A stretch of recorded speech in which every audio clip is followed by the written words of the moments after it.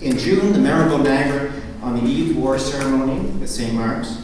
July saw the impressive Sailors on the Lake reenactment, including a reenactment at Fort George.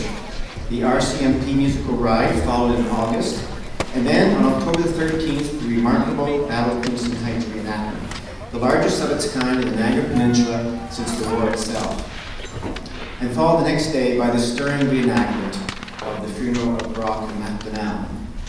Other important events include the unveiling of the unique Bicentennial mural at the Community Center, and the initiation of the Strollers program on Queen Street. One of the goals for a legacy project was to establish the 32 kilometers of Laura's historic route as the Laura Secord Legacy Trail.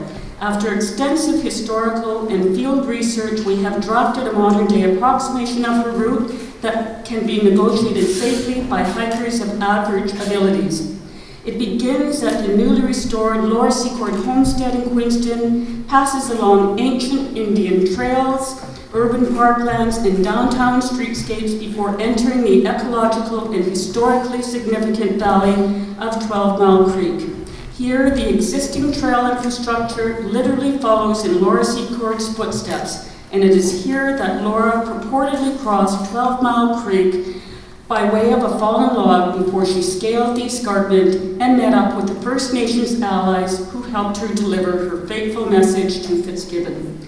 The entire length of the Laura Secord Legacy Trail will be linked to downloadable multimedia educational resources, making it the first active and interactive trail in Canada, one that will very likely become a tourist destination in itself. Parks Canada, working with our partners, is very excited to commemorate this event with the 200th anniversary of the Battle of Fort George, which will happen May 25th to the 27th in 2013.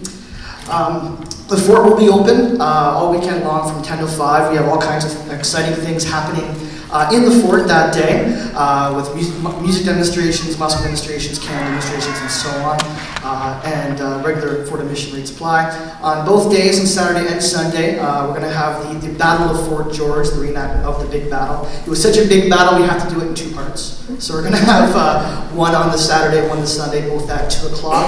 That'll be located on the grounds of Fort George in the Commons, just outside of Fort George, and will be free for the public to watch. Naturally, in Niagara.